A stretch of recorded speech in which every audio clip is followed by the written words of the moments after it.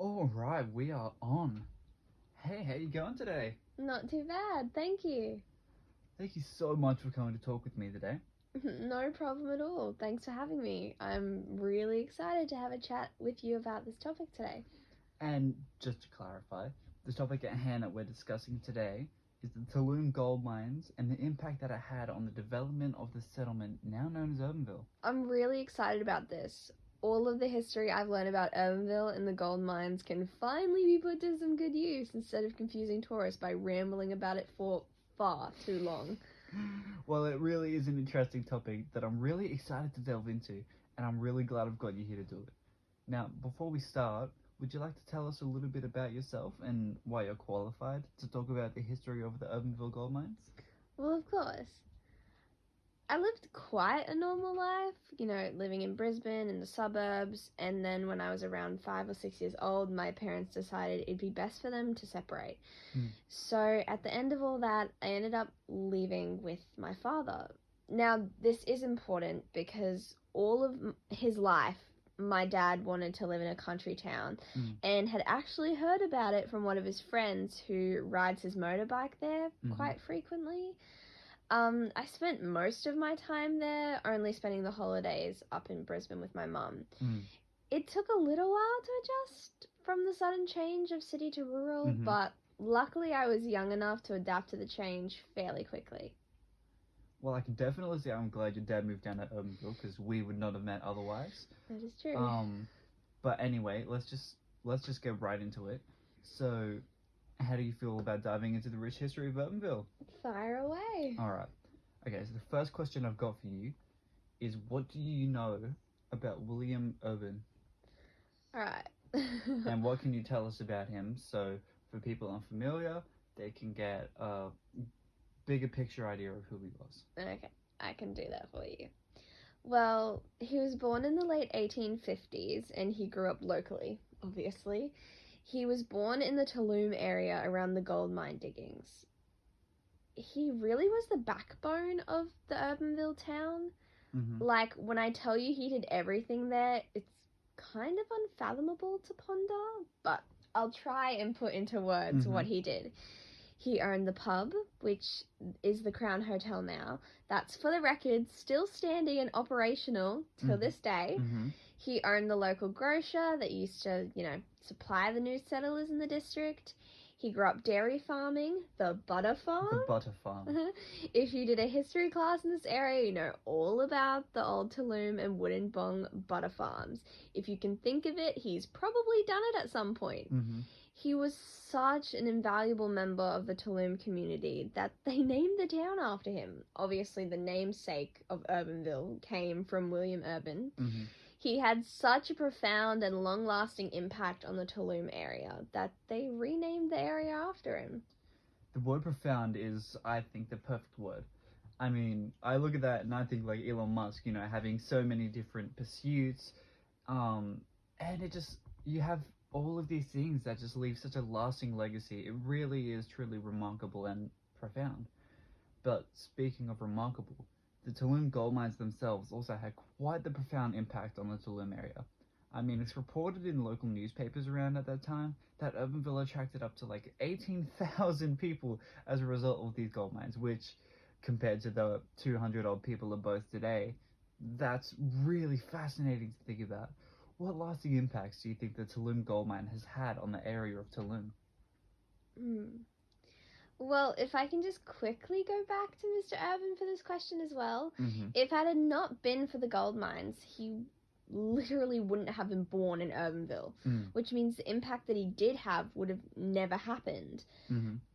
I think the mass migration of the gold mines at the time is what resulted in his birth. So, with that being noted, the gold mines gave Urbenville William Urban alone, which is already such a lasting impact that it had on the town. But aside from William Urban's contributions, it is very reasonable to assume that any industry in Urbenville most likely would cease to exist today if not for the gold mines. It's kind of crazy to think about, but if it's not for the amount of people that settled in Urbenville as a result of like mass migration and all that, then we most likely just wouldn't even be talking about Urbenville right now. The settlement of Urbenville is directly linked to the discovery of the gold mine. Now, you and I both know how much of Urbenville's community is indigenous based. So what do you think of the impact the gold mine had on the already established Aboriginal population that inhabited the land? I mean, it's a very important aspect to the development of Urbenville to address. Mm-hmm. While I love what Urbenville's become and what it is today, it is impossible to ignore and kind of disrespectful to ignore the impacts the gold mine had on the area of Tooloom. Mm. If you're a local, then you know that Tooloom Falls was the traditional borderline between two local Aboriginal tribes. Mm-hmm. Tooloom Falls is beautiful as well, just for the record, but if not for the colonists to come in and reshape Tooloom and change already present borders, it's kind of just sad to think about. Like, if someone came in tomorrow and upended what my town had created, I'd be devastated. Mm. I think that's why the acknowledgement of the Aboriginal history of Urbenville is so important. Mm-hmm. If we forget the Aboriginal history of Urbenville, then we forget so much of what makes it actually great. I totally agree. And the reason I ask is that I find it fascinating to ponder the implications of this on a macro scale. I mean, if you think about the history of British settlement in Australia, rarely is the Aboriginal perspective of history discussed. Whether it's blissful ignorance or ignorance with malintent even, the thought that what happened to the Aboriginal population in the Tooloom area as a result of the gold mines, the idea of that happening everywhere a gold mine was established, is an uncomfortable reality of the gold rush era that is probably really important that we confront. Now, that was heavy, but let's move on to my next question for you today, which is, what do you think of the economic impacts the gold rush were for the town of Urbenville? Well, obviously it's important to discuss what the town looks like now to start with. Looking at Urbenville today, you see a low socio-economic village with literally roughly about 200 people in it. Like, I think like 236 is the official census number. Like, it's small. With what I'm assuming is to be quite a low income wage household. Mm-hmm. Like, with not a lot of jobs really. But in its prime, it was an economically booming settlement with like thousands, and I mean thousands of residents. The gold rush not only created this settlement, but it also created economic prosperity that would set the settlement up for future success. Unfortunately, though, when the gold mine ran dry, it basically meant that most economically successful enterprises for the community had disappeared. This meant that the community had to diversify to literally survive. Since the gold mines made so many of the locals a very nice wage, when it ran dry, they had to pursue other economic enterprises that would prove to keep the community going strong, even today. So you got your dairy farming, crop raising, timber cutting, amongst other things. All that became prominent economic enterprises of Urbenville that kept it from becoming completely abandoned. That's really interesting. But there is one particular industry that I'd really like to get into, because based on my observations and from what you've told me today, this industry is what makes Urbenville recognizable, and that industry is tourism. Would you be able to talk about tourism in Urbenville and the ties it has to the gold rush era? Well, as you said, in my personal life, the tourism industry of Urbenville is very important to me.